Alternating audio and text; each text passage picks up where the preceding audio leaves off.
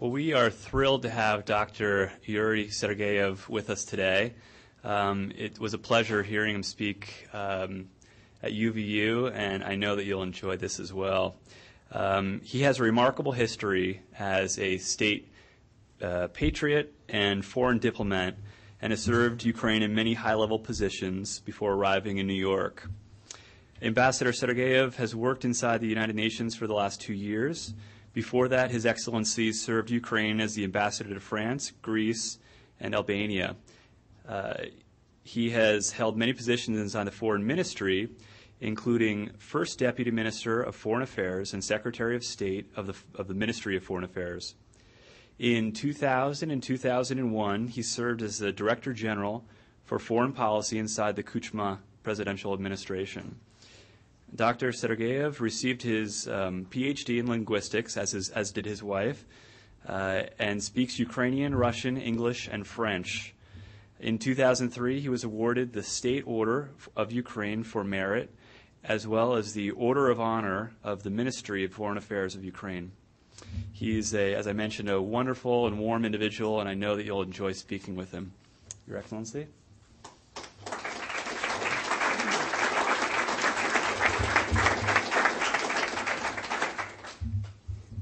Good afternoon to all of you. Mr. Friedman, so if I run somewhere for the political career, so you are the best promoter.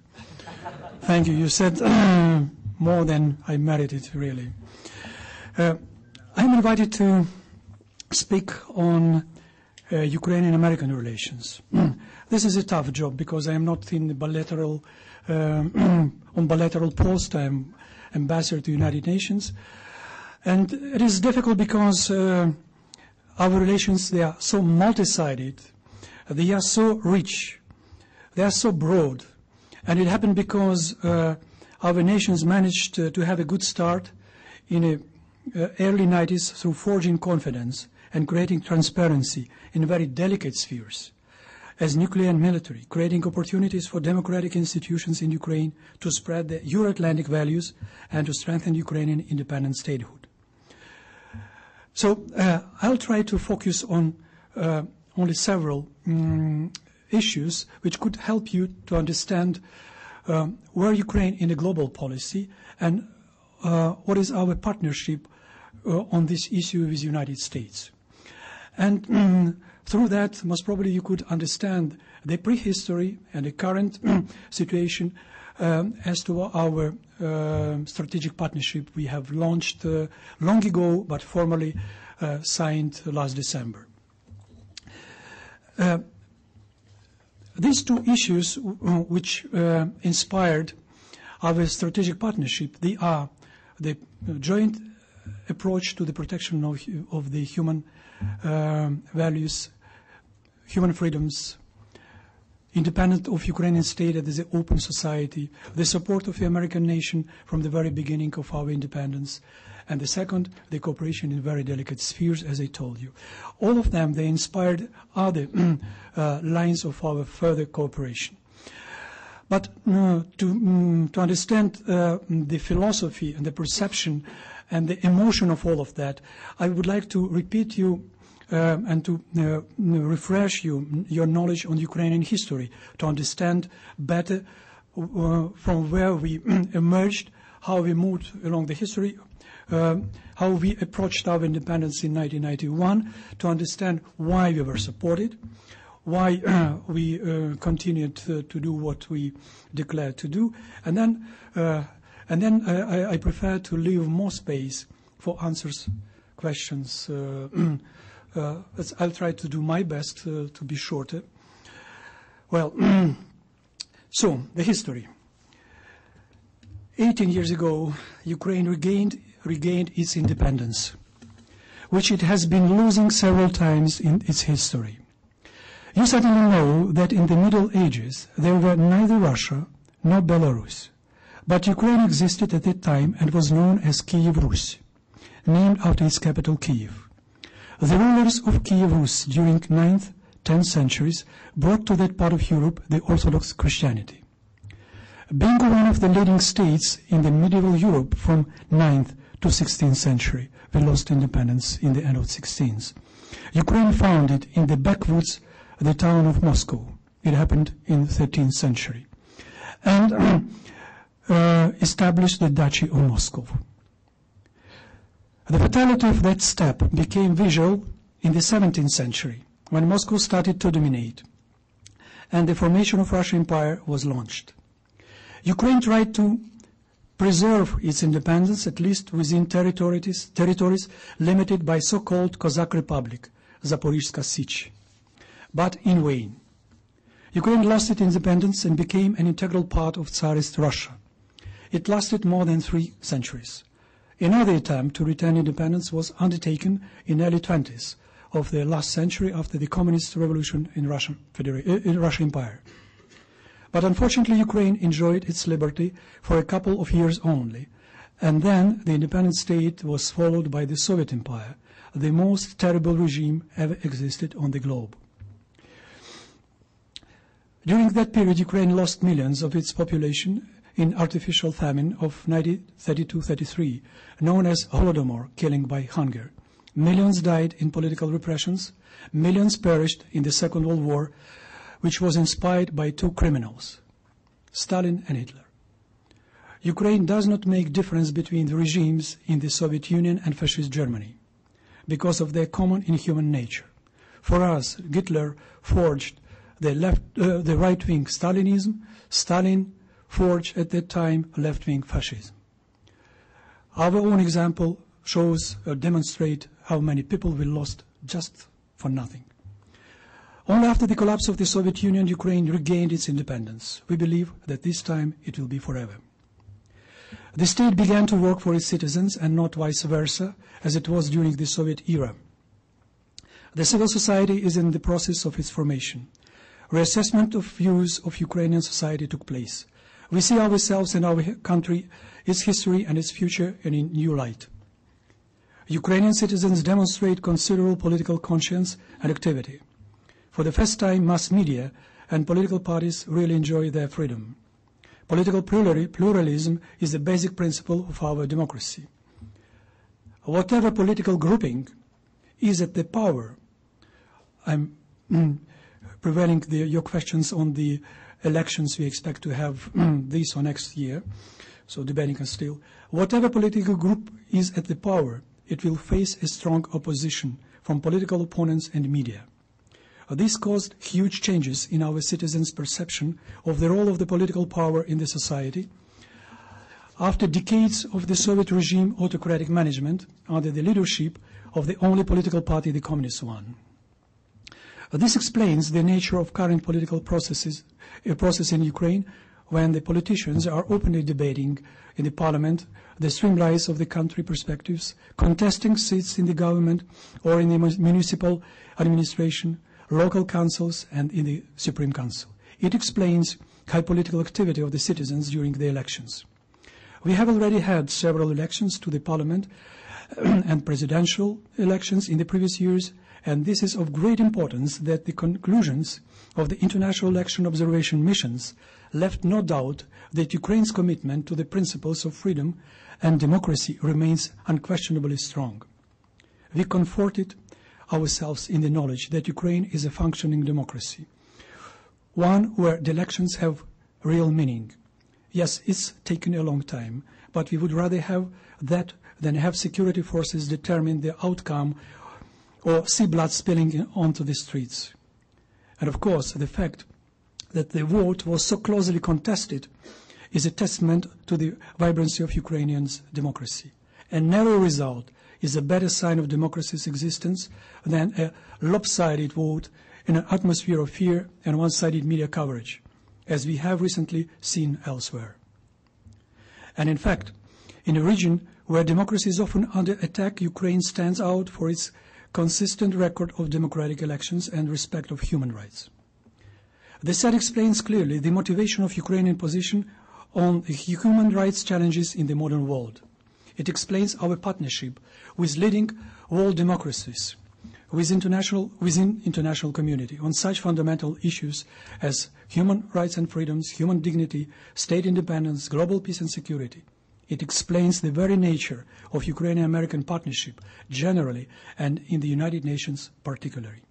Today, our strategic partnership with the United States of America is based on the principles of the U.S.-Ukrainian Charter, signed on December 19, 2008, to which we have been moving since 1991.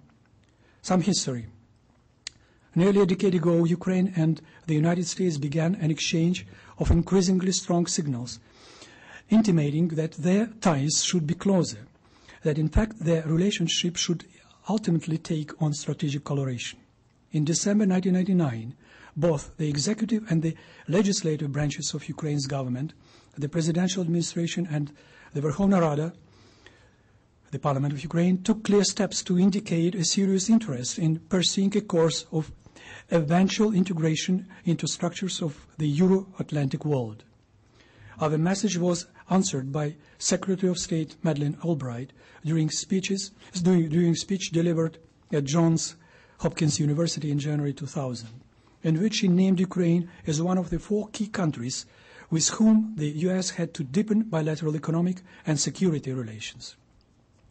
In short order, Ukraine's foreign minister at that time, Boris Tarasyuk, responded with an energetic embrace of Secretary Albright's position and proceeded to append a dimension to the envisioned linked coordinated responses to diplomatic issues of common concern.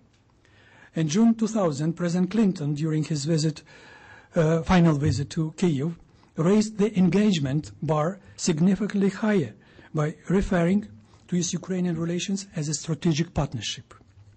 The Ukrainian leadership lost no time replying. It wholeheartedly endorsed the assessment. President Bush's inaugural trip to Europe in June 2001, and particularly his visit to Warsaw, yielded one more message on the subject, possessing that might be characterized as a critical mass. The newly elected American leader expressed a clear desire to retain the term strategic partnership to describe the relationship between the United States and Ukraine, emphatically underscoring the bipartisan nature of U.S. support for Ukraine's Western geopolitical aspirations. Summarizing, I would like to emphasize our friendship comes primarily from the strong USA support of Ukrainian independence. Since the very first days, Ukraine regained it. And secondly, from our understanding and appreciation for shared belief that democracy is the chief guarantor of security, prosperity, and freedom. It explains the motivation why United States of America, together with its partners from the democratic world, have been vigorously supporting Ukraine in the Security Council of United Nations to protect our territorial integrity, challenged several times in Crimea by some separatist groups inspired from outside. It explains the reason why in the United Nations, Ukraine, together with the United States and other democratic nations, reacts unequivocally on any violation of human freedoms and rights wherever it is, in Belarus, Iran, Northern Korea, or in Burma. Dedication to the human rights and human dignity protection has united recently around Ukraine and USA other nations on a historic issue, but still vital: Stalin regime repressions in the former Soviet Union. Artificial famine Holodomor, organized in Ukraine in 1932-33, was a cynic killing of millions of innocent people. This question polarized United Nations last year severely. Those who defended the dignity of a single human being perished in that massacre faced the aggressive opposition of those for whom civil society is not acceptable form of state management. We are proud of the declaration on Holodomor signed last December in the United Nations by all civilized world. We are proud that it was American Ukrainians who brought the truth about Holodomor long ago to the American society and helped American administration to recognize the crime and to assist Ukraine in the United Nations recently to make the entire world to acknowledge it. Ladies and gentlemen, the second serious issue which explains the modern Ukraine-U.S. strategic partnership is the spirit of full confidence and transparency reached between Ukraine and USA during the period of Ukraine's nuclear disarmament. It was not easy time, but it was a good test for our bilateral contacts in the future. I would like to remind you some pages from that historic event which now motivate everything in our relations. In the field of nuclear issue, arms control, non-proliferation, this conference helped then to launch American advocacy to promote European and Euro-Atlantic aspirations of Ukraine. It happened on June 1st, 1996, when the last strategic missiles were shipped from Ukraine to Russia, bringing to an end a contentious issue that had marred the early stages of U.S.-Ukraine relations. In welcoming this development, President Clinton stated, "I applaud the Ukrainian government for its historic contribution in reducing the nuclear missiles. We remain committed to supporting Ukraine through its ambitious and far-sighted reforms and to working with Ukraine and our European partners to promote Ukraine's integration into the European community." Elimination of Ukraine's strategic warheads was a goal that had spanned 2 U.S. administrations and that had been at the center of Western concerns. There were many obstacles that had to be overcome on all sides. Ukraine had undertaken a final ratification of the START Treaty in February 1994 and acceded to the Nuclear Non-Proliferation Treaty in November 1994. And in January 1994, in the trilateral agreement, the United States, Ukraine and Russia laid the foundation for the elimination of the warheads that was completed in 1996. After that explanation, you may easily understand Ukrainian position in the United Nations globally on nuclear disarmament, nuclear non-proliferation. Ukraine, who experienced Chernobyl nuclear disaster in 1986, and then in the 90s decided to get rid of its third-in-the-world nuclear arsenal, now has absolute moral right for strong criticism of irresponsible stance of the countries like Iran or Northern Korea in their attempts to obtain nuclear technologies. We are full partners of the United States in that issue. Ladies and gentlemen, it's clear that external policy reflects the domestic, social, economic, and political priorities. Ukrainians have made their choice in favor of forging open, democratic civil society. It explains why, in our external partnership preferences, we are more oriented on European and Euro-Atlantic values. That is why European Union and NATO integration intentions are among the basic principles of state building in Ukraine. Let me make some remarks on Ukrainian NATO perspectives. For the last several years, we have developed a fruitful dialogue with the North Atlantic Alliance. Ukraine is the only country among the alliance partners which participates in all 4 NATO peacekeeping counter-terrorism operations and is involved in many other important initiatives of the organization. It helps to adapt Ukrainian military and police forces to NATO standards and to implement Ukrainian army reform. Ukraine's participation in NATO peacekeeping gives a huge privilege and experience to help the United Nations peacekeeping programs to be more effective in terms of management and financing. Ukraine's position on peacekeeping management within the United Nations policy coincides totally with the United States and other NATO member states.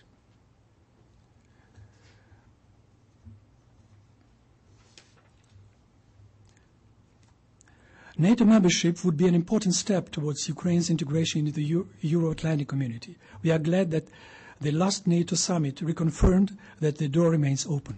Ukraine appreciates a lot the work of the American diplomacy with NATO partners on a new format of our relations, reflecting the Bucharest NATO summit resolutions on Ukraine perspectives to obtain NATO membership in future. We do understand that membership is subject only to our desire and our ability to meet NATO's performance-based standards and our commitment to the values shared by alliance members. Another important issue of Ukrainian domestic and foreign policy is European integration. Well supported by the state laws and the society, European vector embarrasses all these spheres of state activity. It motivates Ukrainian stance in international organizations, including United Nations. Since 2003, Ukraine have been joining the European Union member states' position in the United Nations on human rights, arms control, non-proliferation, and other principal issues of the world policy. In its major approaches, it coincides with the position of the USA. It is important that United States delegation helps Ukraine in the United Nations to harmonize our cooperation with European member states. The new American administration has reconfirmed its interest in the successful development of negotiations to conclude a new, stronger political agreement between Ukraine and the European Union. We believe this document will be innovative, will conform to mutual interests, and will set ambitious targets for the political association and economic integration of Ukraine. Ukraine expects to finalize this paper by the end of this year. We anticipate that negotiations between Ukraine and the European Union on the creation of a free trade zone will soon commence as well.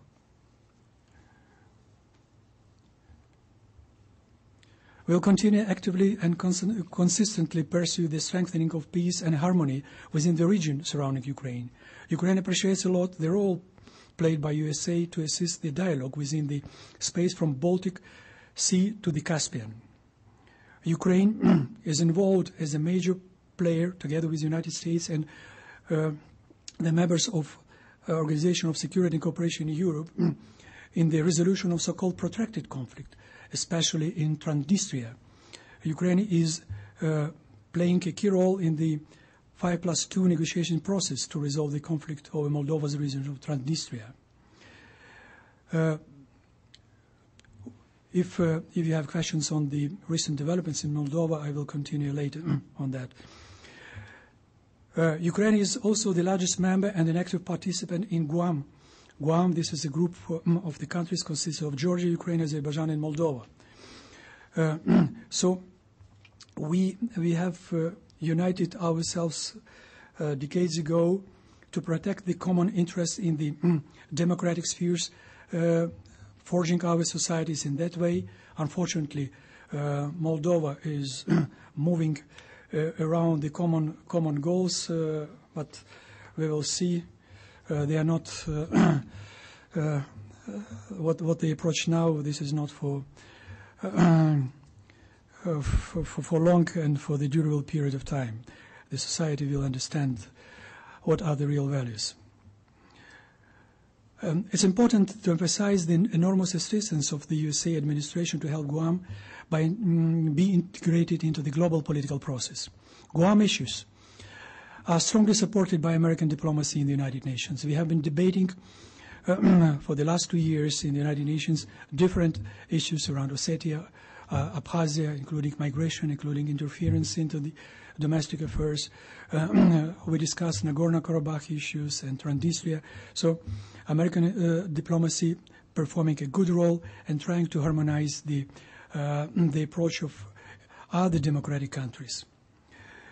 So I touch upon only 2 issues, which helps Ukraine now to be well-oriented and to be backed by the real partners on the major issue in that world. In my opinion, the major issue in that world is the human rights.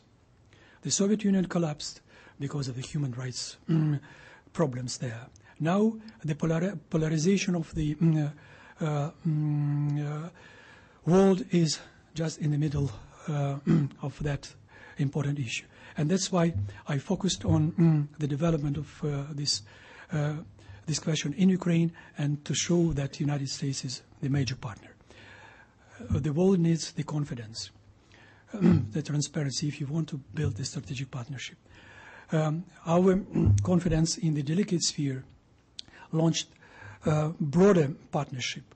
And I try to trace you the lines where we have the partnership, which is not fully belong to United States facilities like European Union, but they are advocating Ukrainian interests there severely, managing with European partners are the different parts of this story.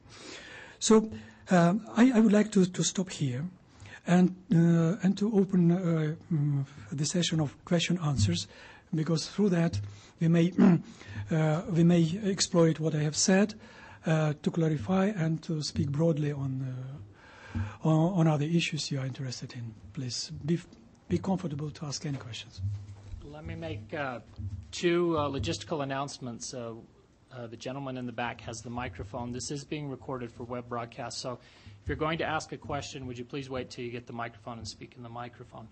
One other thing, though, before we do the questions, as is tradition at BYU, before you leave and take off, we like to present each one of our speakers with a plaque from the Kennedy Center as a token of gratitude for being willing to take the time and coming and speaking to us.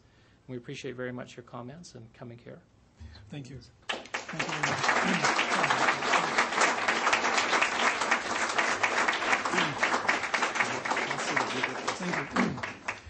Thank you very much for this kind souvenir, which reminds me my pleasant years at the university, and it again reminds me that periodically I should be back and to speak with those who will trace the further generation ways. I mean, the youngsters do enjoy your studenthood, the best period. Well, questions?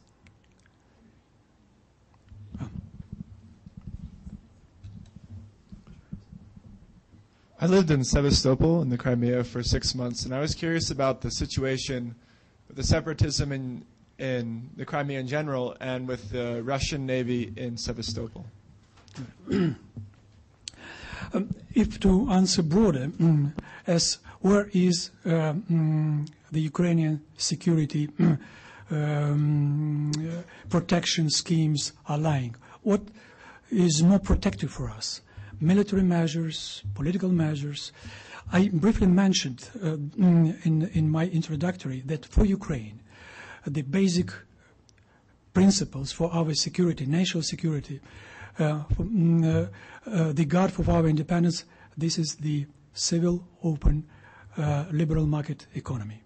So more we strong in the democracy, less we are reachable to take us back to the former Soviet Union and to create the collapse. As to the separatism, first of all, you have to know the future of this separatism. Crimea, like the Baltic states, were so attractive places for retirement in the Soviet Union, and the privilege to be to spend the last of their days in that region had who?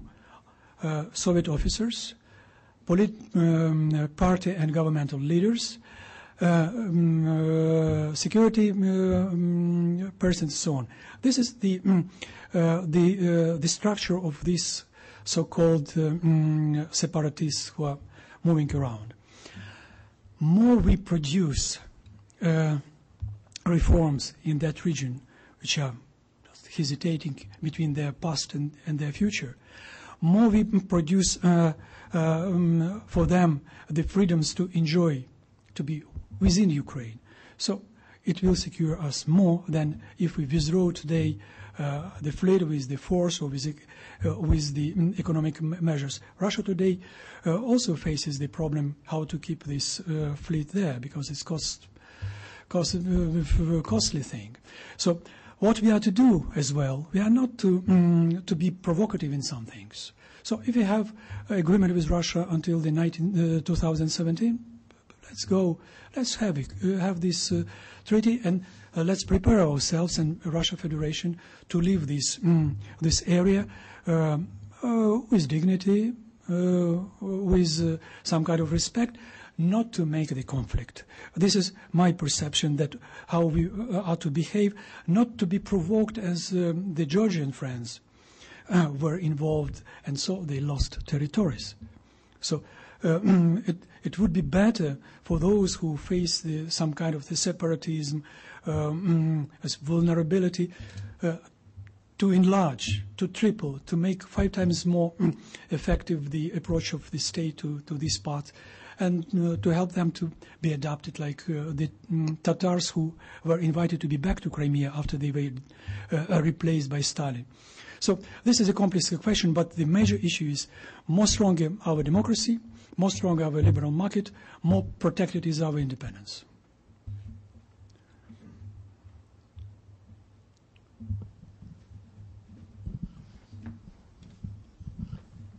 It's being seen that the United States is seeking to strengthen their relations with Russia at this time. We see this with Hillary Clinton going over to Russia and speaking with Russian leaders. Is the United States, as they try to strengthen relations with Russia, does that hurt the United States' relationship with Ukraine?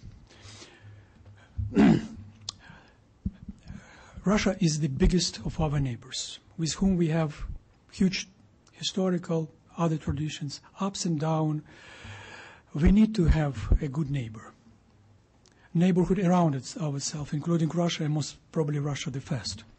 So this is not a diplomacy, this is the everyday life. You prefer to have a good neighbor than a bad neighbor. So it means more democratic reforms in Russia, more liberal economy in Russia, more comfortable Ukraine. So that's why we don't see any damage, any threat in the process that European Union or United States, they are organizing their relations with Russia in their interest. But what we would like to avoid, as it happened in the past, that Ukraine is not a part of the bargain on something. So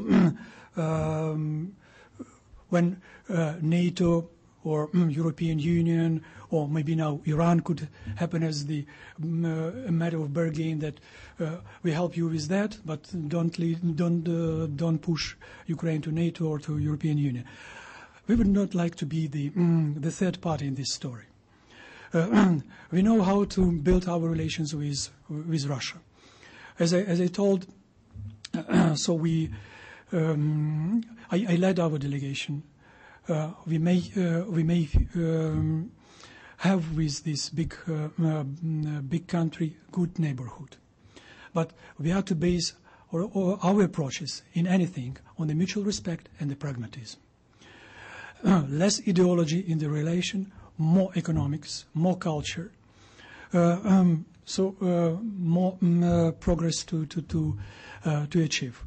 So that's why I don't think that any challenges, if not somebody started to bargain Ukraine for certain kind of the reason. Thank you.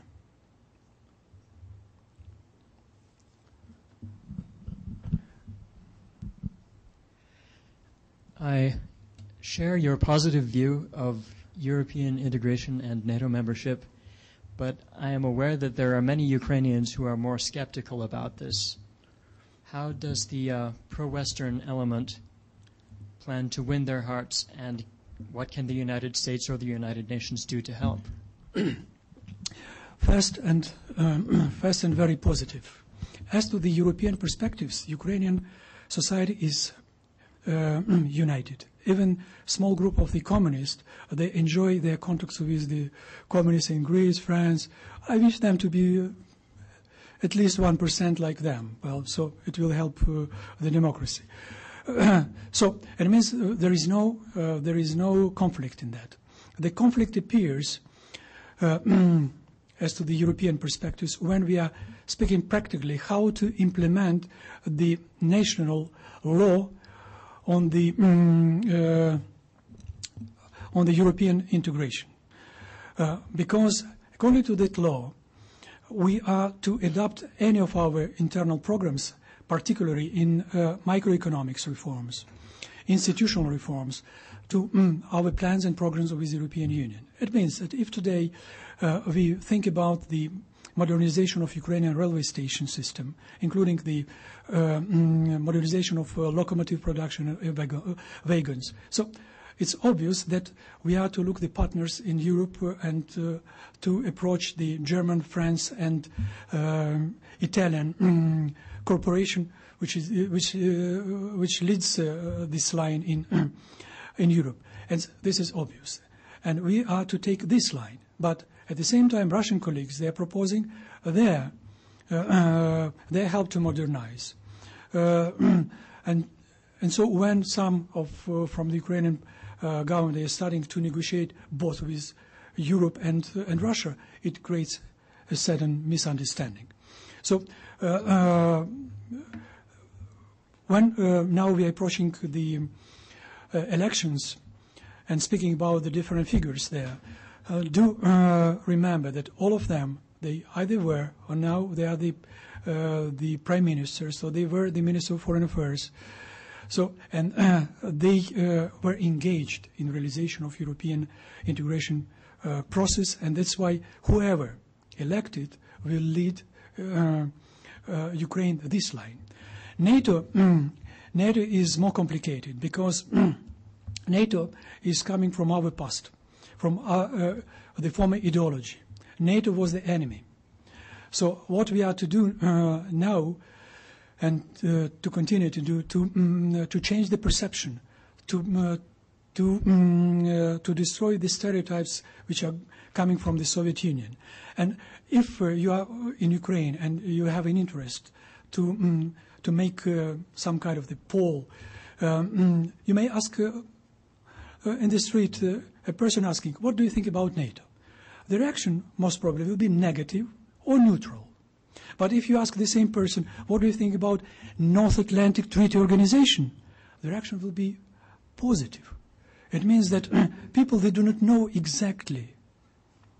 They are to be explained, and we are to start from the very beginning, citing them, explaining the Charter of NATO, which reads from the very first sentences that this organization was created to defend democratic values, and is running as the red line across this charter. It means we have to explain our people that we are NATO for us. This is one of the arguments and motivation how to forge our democracy and how to protect it by all the means. And our accession to NATO doesn't mean that we are creating friendship against somebody. No. We are trying, as NATO was created, not against somebody, but to protect the values. We have to explain just in that way. Most probably the situation could change, and I believe it could, because the current stage of the democratic values perception in the society is such that if to explain in that way, but periodically and vigorously, so we may have a result. When the political parties are debating the NATO perspectives for Ukraine, they are mostly based on the military component of that. And none of them, they are mentioning that every year we have some natural problems, floods in Transcarpathia, or the problems of communications, other problems causing the necessity to invite more vaccine to protect the epidemic of hepatitis. And so every year since 2001 most probably. So we are addressing Brussels to help us. And this humanitarian aid comes from NATO. NATO today is the only body in the world who is capable to react any emergent situation. United Nations is unable. United Nations has not reacted effectively and practically to any of situations which emerged in the past or now. The next thing, which is very important in the arguments, all the political parties, with the exclusion of communists, they adopted in 1999 the legislation on our Euro-Atlantic integration. It means NATO. In 2002, it was President Kuchma who launched the formal process, who applied for accession at that time. So it means that the situation is not so dramatic, but this situation demands a lot of work, everyday work, again, on the field of reforms, on the field of the explanations, in the field of the transparency, and in the field of explanation to all of our neighbors that approaching of NATO does not bring the military threat. Approaching of NATO brings democracy. Yeah.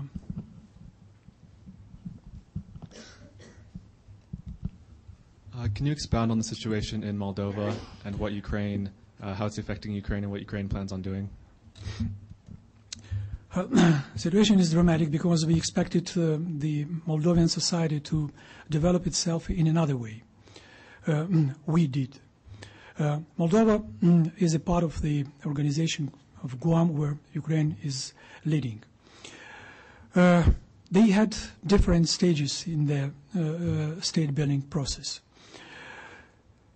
Unfortunately, the recent elections to the parliament and the parliament to elect the president showed that civil society is not well prepared to build the open democratic state because of a lack of many things. They did not manage to construct the institution of independent media. They did not manage to establish the institution of strong NGOs. They did not encourage the political parties to work closer with the population, explaining the values of the democratic society. So, under the threat of a certain collapse or possible collapse of the problems which some of the former Soviet republics are facing now, the population easily was pushed to the idea that you want stability? Here the communists could bring the stability as we did before. You want instability? Elect the opposition, and they will have this instability with Transnistria. So what we are going to do? So as far as we understand the all observers stations, they stated that they have not discovered any serious violations, and it means that we'll be in position to accept this decision of the Moldovan people. But it does not mean that we do accept that everything was well prepared during these elections. It means the observers, they are fixing the results. Observers not fixing the process. And we have a huge amount of questions if the opposition, the media, NGOs, if they had the equal access to present themselves. But even if it happens now, we would like to avoid any clashes, any blood which could appear because of hostility provoked by the results. So we would like them to calm, and what we are going to do now, we will continue to do what we did. We will pursue the European Union, other partners, and ourselves not to ignore Moldova, not to close Moldova, as we did with Belarus. Half of their opposition in Ukraine, their opposition media in Ukraine. Belarus is the second trade partner for Ukraine. And we do understand that isolation of Belarus could make the things worse. That's why we pursued the European Union to keep them, and today Belarus, in the list of the neighboring partners, and they will have special programs with the European Union. We will continue this line with the European Union to bring more Europe to there, through the investments, through the cooperation, through the liberalization of the circulation of the people, young generation mostly. So the real time of Moldova will come soon. They have a huge value. Their students, which are in France, in Germany, I know a lot of them. This is a different part of that society, which will come back, will bring fresh ideas, but they need to prepare themselves, and with all the help we may provide to them. We know what happened in many former Soviet Union countries who were not prepared for democratic revolutions. Look what happened in Kyrgyzstan. They did, but they were not prepared because the basic principles were not well cooked for that. Even Georgia, with their enthusiasm, they were not prepared for the challenges. Moldova were not prepared at all. So my answer is like that. I am leaving you with the optimism that the time will come because a lot of things has changed there. If we help, I mean Ukraine, our partners, European Union, to find a solution on Transnistria, so it also will be helpful to understand them who are the partners. No any other comments because I'm as well disappointed, but at the same time still optimist because we are to support even the weak but the democratic tendencies in Moldova. Thank you. This will need to be the last question.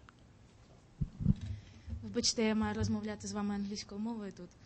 Але you told that Ukrainian economy connected to American economy, and we know that America is facing very deep financial crisis right now, and it affected Ukrainian economy a lot. And we know that it's increased unemployment rate and the living standards decreased a lot in Ukraine. How is Ukraine going to cover of this economic crisis, and is Ukraine going to build again on American economy and American connections, and World Bank and IMF going to help Ukraine with that? Thank you. Thank you. Big question. I tried to answer it during 1 hour during this morning at the Chamber of Commerce. Well, so we are not so interconnected or dependent, our economies, Ukraine and American. We have only around 2 billion trade turnover. So this is peanut. We debated today how to trace the better line and the perspectives for the medium and small enterprises to be involved. I was ambassador to France. We started with 400 million with them, and I left in 2007 with 3 billion euros. We managed, and it was not the big enterprises, small and medium. We managed to find this scheme how to protect the business, French business dealing in Ukraine. We spoke today about that, to bring American banks, to bring American insurance companies, to bring American lawyers, and to protect American business people dealing on our territory. Ukraine in a specific position. We are not so integrated into the world economy. That's why the consequences of the world crisis are serious, and we feel them, but they are not so dramatic as in other parts of the world who are more involved. Where we are suffering seriously, in these branches where Ukraine has a specific position, we are the leaders in that sphere. Steel production, chemistry, shipbuilding, which is going down because dependent on the steel production. A coal mine industry, which is also frozen now because we are a huge exporter of coal. So these are the sectors which really affect the rest of Ukrainian economy. So how to manage this crisis? That's why we are working with the countries who had experience. United States have overpassed crisis in its history many times, and now United States has the plan how to overcome. Our society still working on the crisis management plan. It means that we need this know-how and experience of many of the states, and we found this support. Look, recently IMF reconfirmed, it was 2 days ago, reconfirmed the assistance. The World Bank the same, European Bank of Reconstruction as well. Some of the countries, big countries, they are with us because they do understand, especially in Europe, that the crisis in one country, not so small as Ukraine is, could be spread it to the West. It's better to cope with the crisis from the very beginning. And so, if you follow the developments, how we negotiate with all the donors, so it looks very optimistic that we may overcome. But we have to take lessons, our domestic lessons, what to do with this crisis. We need badly administrative reform. We need badly the energy consumption basket reform. We need the financial reform as to the management of the banks. We need dramatically the tax policy reform, so which has been lasting since 1999. We still don't have the tax code, which reflects the demands of the liberal economy market.